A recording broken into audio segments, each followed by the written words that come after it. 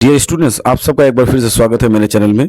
आज हम आपके लिए लेके आए हैं बहुत ही बेहतरीन पोएम माय मदर एट 66 से इंपॉर्टेंट क्वेश्चंस विद आंसर्स, जो आपके आने वाले एग्जाम के लिए काफी इंपॉर्टेंट है। तो चलिए शुरू करते हैं। सबसे पहला क्वेश्चन है, what do the young trees sprinting signify.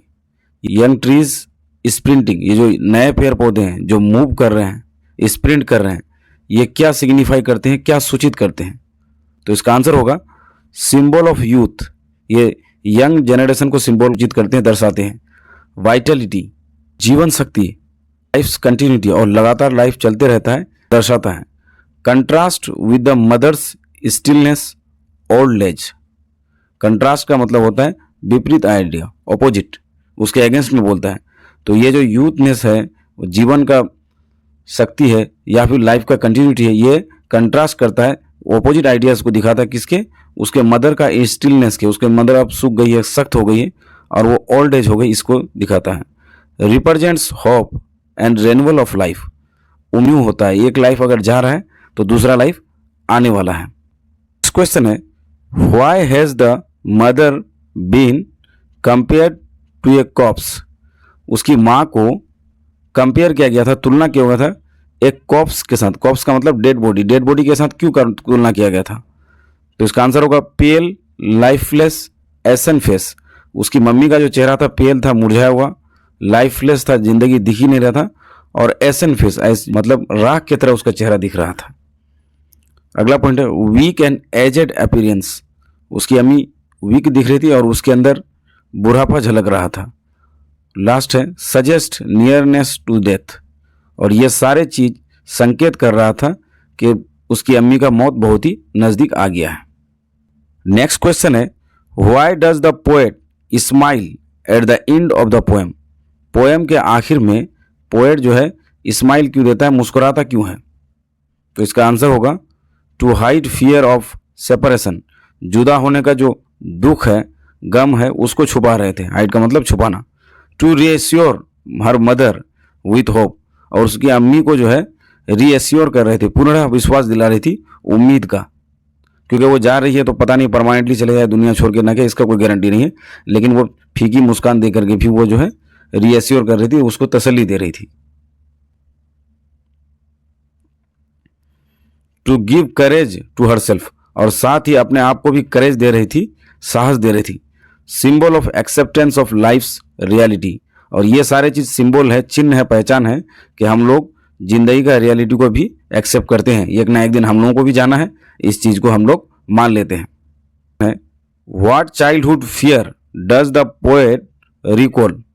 कौन सा बचपन का डर पोएट को रिकॉल होता है, याद आ जाता है, फिर से उसके मन में जगता है? तो इसके आंसर होंगे fear of losing her mother. वो अपने माँ को बचपन में खोने से डरती है, ये चीज जो है दोबारा उसके मन में रिकॉल हो जाता है। Reminder of mortality of human life.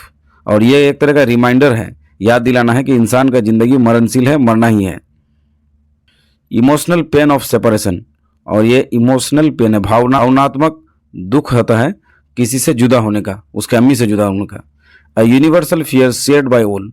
और ये यूनिवर्सल फियर है, ये इस तरह का डर सब किसी को लगता है, सारे लोगों के जीवन के साथ है, सब लोग इनसे कनेक्ट करेंगे। नेक्स्ट क्वेश्चन है, state the central theme of the poem. इस पोएम का सेंट्रल थीम क्या है, केंद्रीय थीम मतलब मेन टॉपिक क्या है, किस बात पे पोएम को लिखा गया है? तो इसके आंसर्स होंगे love between mother and daughter. माँ और बेटी का प्यार को दर्शाया गया है। Fear of ageing and death, यानी कि बुढ़ापे का और मरने का ये जो डर होता है इंसान की जिंदगी में, इस चीज को दिखाया गया है। Contrast between youth and old age. Young यानी कि जवान, और बुढ़ापा और जवानी, इन दोनों के बीच का कंट्रास्ट क्या है, दोनों का डिफरेंस को दिखाया है। Universal theme of separation and mortality. और ये एक यूनिवर्सल वैश्विक थीम है, पूरा सबके लिए बराबर है, सेपरेशन का, अलग होने का और मरने का, इस थीम को लिया गया है। अगला क्वेश्चन है, how does Kamala Das use imagery to depict her feelings. Kamala Das ने इस पोएम में इमेजरी कैसे इस पोएम में कमला दास ने यूज किया है अपने फीलिंग्स को डेपिक्ट करने में, बताने में। तो सबसे पहला इमेजरी यूज किया है कॉप्स लाइक फेस। उसका चेहरा कॉप्स की तरह होता है, जो हमें इमेज बनाता है हमारे दिमाग में डेथ इमेजरी, यानी कि डेथ का, कोई मर गया है उस तरह का। ट्रीज स्प्रिंटिंग, ये जो ट्रीज है मूव कर रहे हैं, हिल रहे हैं, डुल रहे हैं, तो ये यूथ एंड एनर्जी का इमेज हमारे मन में क्रिएट होता है। अगला है children spilling out. Children spilling out जो है हमारे मन में इमेज क्रिएट करता है इनोसेंस और वाइटलिटी का। Images highlight the contrast of life and death. Life और डेथ के बीच का जो डिफरेंस है, दोनों में जो दो अलग पार्ट है और दोनों साइकिल एक ही साइकिल का जुड़ा हुआ, इस तरह के इमेजेस हमें यूज किए हैं इसमें। और एक्सप्रेस पोएट्स फियर एंड सोरो, फियर और सोरो को है यहाँ पे एक्सप्रेस किए हैं। अगला क्वेश्चन है how does the poet contrast life inside and outside the car. Car के भीतर की जिंदगी और कार के बाहर की जिंदगी को, दो डिफरेंस आइडिया को कैसे पोएट ने दिखाया है।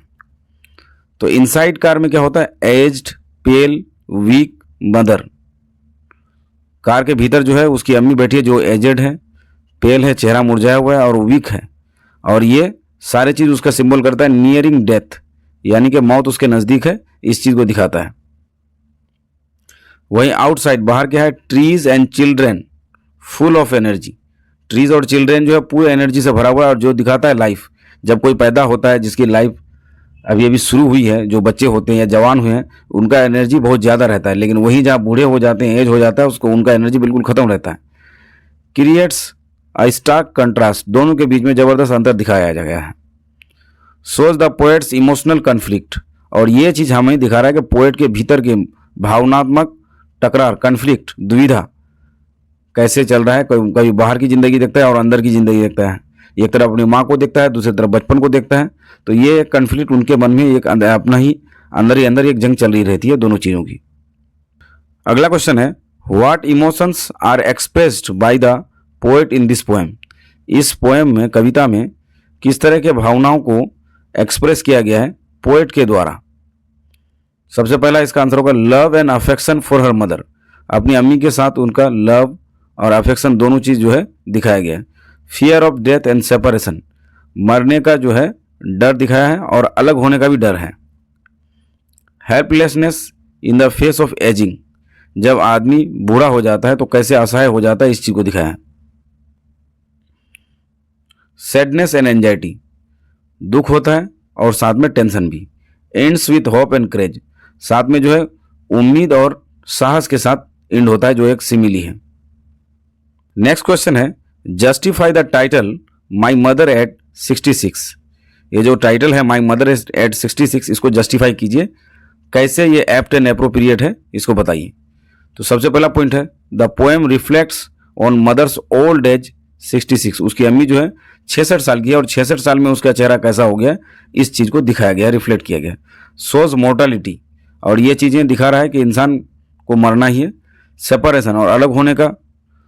बॉन्ड ऑफ लव, और माँ बेटी का क्या प्यार है, ये सब चीज दिखाया है। The entire poem is built around the mother's ageing image. पूरा पोएम जो है बिल्ट है, खड़ा हुआ है उसकी अम्मी का बुढ़ापे के ऊपर, और उसी का इमेज क्रिएट किया है। The title is apt and autobiographical, ये टाइटल बिल्कुल सही है और ऑटोबायोग्राफिकल है। ऑटोबायोग्राफिकल मतलब जब कोई खुद अपने बारे में लिखता है, तो यहाँ पे पोएम कमला दास खुद अपने अम्मी के बारे में लिखा है और अपने आप को इंक्लूड किया है, उसके खुद के इमोशनल कन्फ्लिक्ट उसमें चल रहे हैं। नंबर 10 है how is the poem autobiographical in nature. यह पोएम ऑटोबायोग्राफिकल कैसे है नेचर में। नेचर में मतलब इसका पोएम लिखने का जो तरीका है, इससे कैसे हम इसको ऑटोबायोग्राफिकल कह सकते हैं। तो इसका आंसर होगा based on Kamala Das personal experience. ये पोएम जो है कमला दास का पर्सनल एक्सपीरियंस के ऊपर बेस्ड है। उसकी अम्मी वहां पे अपने अम्मी के बारे में बता रहा है, लेकिन उसका खुद का पर्सनल एक्सपीरियंस है, उसी का लाइफ का पार्ट है। Expresses her childhood fear of losing her mother, और उसके बचपन के डर को दिखाता है जहां वो अपने माँ को खोने से डरता है। Shows her deep emotional bond, और उसके खुद के बहुत ही गहरा भावनात्मक जुड़ाव अपनी अम्मी के प्रति है, वो दिखाता है। Universal theme but rooted in her own life, ये एक यूनिवर्सल थीम है, ये सबके घर में ऐसा इस तरह का प्रॉब्लम होता है, लेकिन इसने अपने ही फैमिली लाइफ, अपने ही पर्सनल लाइफ पे बेस्ड करके ये पोएम लिखा है। तो दोस्तों आज के लिए बस इतना ही। ये काफ़ी इंपॉर्टेंट क्वेश्चन, टॉप 10 क्वेश्चन मैंने लाए हैं जो आपके एग्जाम में बहुत ही यहाँ से क्वेश्चन पूछे गए हैं। थैंक यू, धन्यवाद।